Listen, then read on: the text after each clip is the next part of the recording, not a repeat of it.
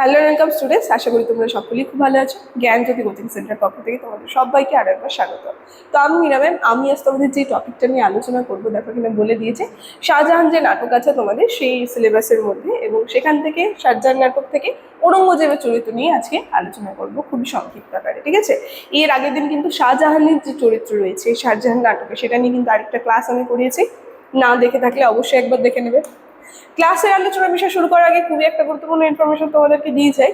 দেখো এখানে বোর্ডের কর্নারে দুটি নাম্বার দেওয়া আছে, যে কোনো একটি নাম্বারের মধ্যে কল করে নিয়ে আমাদের সঙ্গে সরাসরি যোগাযোগ করে নিতে পারবে।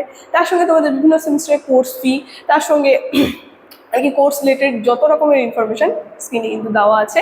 আমি আর আলাদা করে বলছি না, আমি কিন্তু আলোচনার বিষয়ে চলে যাচ্ছি। ঠিক আছে, তোমরা একটু দেখে নেবে। দেখো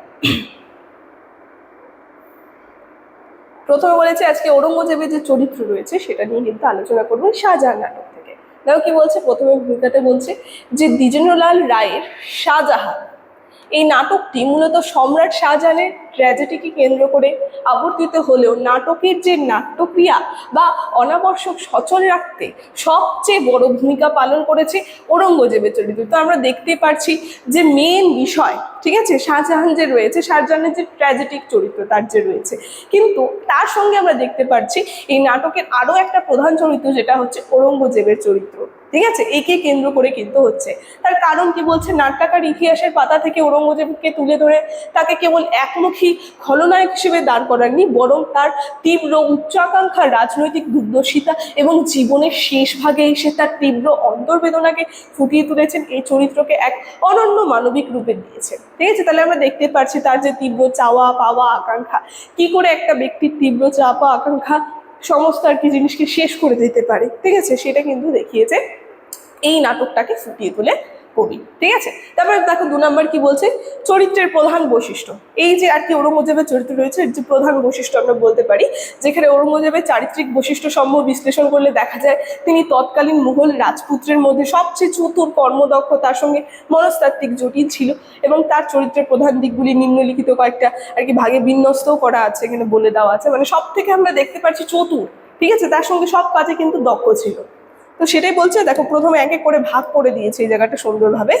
কি বলছে যে তীব্র সিংহাসন লিপ্সা ও উচ্চাকাঙ্ক্ষা, যেখানে ঔরঙ্গজেবের মূল চরিত্রের মধ্যে আমরা দেখতে পাচ্ছি চালিকা শক্তি হচ্ছে তিনি, এবং তার সীমাহীন উচ্চাকাঙ্ক্ষা, মেজাজ ও যোগ্যতা, নিজেকে দিল্লি সিংহাসনে একমাত্র দরবার মনে করতেন, এবং তিনি জ্যেষ্ঠ ভ্রাতা দ্বারা কিংবা অনুজ মুরার ও সুজাকে তিনি ক্ষমতার পথে বাধা দেখতেন। ঠিক আছে, মানে তাদেরকে সিংহাসনে বসতে দেখা তার পক্ষে খুব আর কি একটা হিংসা, তীব্র হিংসা কিন্তু ছিল এই জিনিসটা নিয়ে। এবং এই সিংহাসন লাভের জন্য কিন্তু তিনি তার নীতি নৈতিকতা, তার সঙ্গে পারিবারিক বন্ধন বা ভ্রাতৃত্ববোধের কোনো পরোয়া করেনি, এবং তাই এই তীব্র ক্ষমতার আকাঙ্ক্ষায় কিন্তু নাটকের মূল দ্বন্দ্বকে ত্বরান্বিত করেছে। তার মানে আমরা দেখতে পাচ্ছি তার এই যে লোভ, এই লোভটাই কিন্তু চূড়ান্ত আকার নিয়ে কিন্তু এই যে শেষের দিকে কিন্তু আর কি সমস্ত কিছু ধ্বংস হয়ে গেছে আমরা দেখতে পাচ্ছি। ঠিক আছে, তার কারণ কিন্তু একমাত্র এটি। তারপরে 2 নম্বর কি বলেছে, খ নম্বর বলছে অসম্ভব চতুরতা ও কূটকৌশল, যেখানে রাজনৈতিক চাল চলার ক্ষেত্রে ঔরঙ্গজেব ছিলেন অদ্বিতীয়। ঠিক আছে, তার সঙ্গে আর কি কূটকৌশল যে রয়েছে, তার সঙ্গে অসম্ভব চতুরতা কিন্তু তার মধ্যে ছিল। ঠিক আছে, তাই বলছে তিনি জানতেন যে কখন কোন অস্ত্র ব্যবহার করতে হয়। তার সঙ্গে দারাকে পরাস্ত করতে তিনি প্রথমেই সরলমতি ও বীর মুরাদের সঙ্গে মিত্রতা করেন, এবং তার সঙ্গে কোরবান স্পর্শ করে প্রতিজ্ঞা করেন যে তিনি নিজে সিংহাসন চান না। ঠিক আছে, এইভাবে কিন্তু তিনি বিভিন্ন ধরনের চালাক চতুরতা কিন্তু তিনি করেন। ঠিক আছে, এই সিংহাসন পাওয়ার জন্য পরে ছদ্মবেশে ধারণের ক্ষমতায় কিন্তু তার এই চরিত্রের আর কি এক অনন্য সৃষ্টি করেছে। তারপর 4 নম্বর দেখো কি বলেছে, 4 নম্বর বলছে যে চরিত্রের ট্র্যাজিক পরিণতি ও একাকিকত্ব, যেখানে নাটকের শেষ ভাগে এসে ঔরঙ্গজেবের যে চরিত্র তার সাধারণ জয়ী শাসক থাকে না, এবং সে হয়ে ওঠে এক চরম পরাজিত মানুষ, যেখানে বাহ্যিক দিক থেকে তিনি ভারতের দ্বন্দ্বমুদ্রের কথা, তার সঙ্গে সম্রাট, কিন্তু অভ্যন্তরীণ মনস্তাত্ত্বিক দিক থেকে তিনি সম্পূর্ণ রিক্ত ছিলেন। তাই তিনি কাউকে বিশ্বাস করতে পারেন না, এমনকি নিজের ছায়াকেও কিন্তু তিনি বিশ্বাস করতে পারেননি, শেষের দিকে আমরা দেখতে পাচ্ছি। ঠিক আছে, এবং কি বলছে, চতুর্দিকে তিনি কেবল ষড়যন্ত্র আর বিশ্বাসঘাতকতার ভয় পান, এবং ভাইদের হত্যার যে রক্ত, সেই রক্ত কিন্তু তার গায়ে লেগে থাকে, এবং হাত দিয়ে তার নিজের চোখে সে আর কি কুৎসিত যে জিনিসটা সেটা কিন্তু আর কি থাকে। তাই নাটকের শেষে যখন তিনি তার পিতা শাহজাহানের পরম ক্ষমাশীল রূপ এবং সুজার কন্যা যে রয়েছে, সুজা কন্যা, তার আশয়ের মহত্ব দেখেন, তখন তিনি কিন্তু নিজের ক্ষুদ্রতা তার সঙ্গে পাপের গভীরতা অনুধাবন করেন। ঠিক আছে, মানে তার মানে তিনি সেটা কি করেন, লাস্টে দিয়ে কিন্তু তিনি আর কি সেই যে পাপ রয়েছে, সেই পাপটা যে তিনি করেছেন সেটা কিন্তু তিনি আর কি সেটা অনুভব করেন। ঠিক আছে, তারপরে বলছে একাকিত্ব তার সঙ্গে বিবেক দহন চরিত্রকে সাধারণ খলনায়কের স্তর থেকে তুলে নিয়ে এক ট্র্যাজিক মহিমা দান করেন।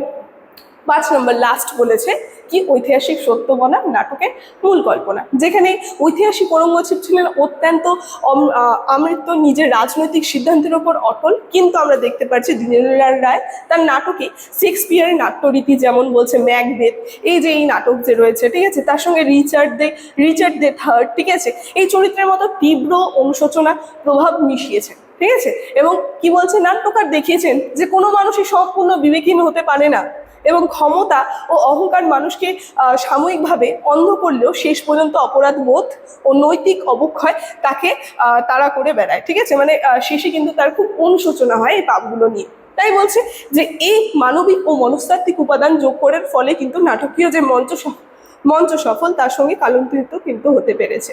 ঠিক আছে, তাহলে সব শেষে উপসংহারে কি বলছে যে পরিশেষে বলা যায় যে এই যে শাহজাহান যে নাটক রয়েছে, এই নাটককে ঔরঙ্গজেব কোনো এক রৈখিক বা ফ্ল্যাট চরিত্র নয়, এটি একটি অত্যন্ত গতিশীল, তার সঙ্গে ক্রিয়াক্রমিক চরিত্র, যেখানে আমরা দেখতে পাচ্ছি একদিকে রাজনৈতিক নিষ্ঠুরতা, তার সঙ্গে কূটবুদ্ধি যেমন পাঠক ও দর্শকের মনে একটা ধরনের ভয়ের উদ্রেক করে, এবং তার সঙ্গে অন্যদিকে নাটকের শেষে তার তীব্র একাকিত্ব, অনুশোচনা, মানসিক যন্ত্রণা আমাদের মনে করুণ রস যে রয়েছে সেই পূর্ণতার রস কিন্তু সঞ্চার করে। ঠিক আছে, তার সঙ্গে ক্ষমতা, বিবেক ও চিরন্তর দ্বন্দ্বের সার্থক রূপায়ণের ফলে কিন্তু এই যে শাহজাহান নাটক, এই শাহজাহান নাটকে ঔরঙ্গজেবের যে চরিত্র সেটা বাংলা নাট্য সাহিত্যের অন্যতম শ্রেষ্ঠ মনস্তাত্ত্বিক চরিত্র হিসেবে কিন্তু স্থান পেয়েছে। ঠিক আছে, বিস্তারিতভাবে আলোচনা কিন্তু করলাম এই যে ঔরঙ্গজেবের যে চরিত্র রয়েছে। তাহলে আজকের আলোচনার বিষয় আমি এখানেই শেষ করছি। ভিডিওটি সত্যি শেষ অবধি দেখার জন্য থ্যাংক ইউ।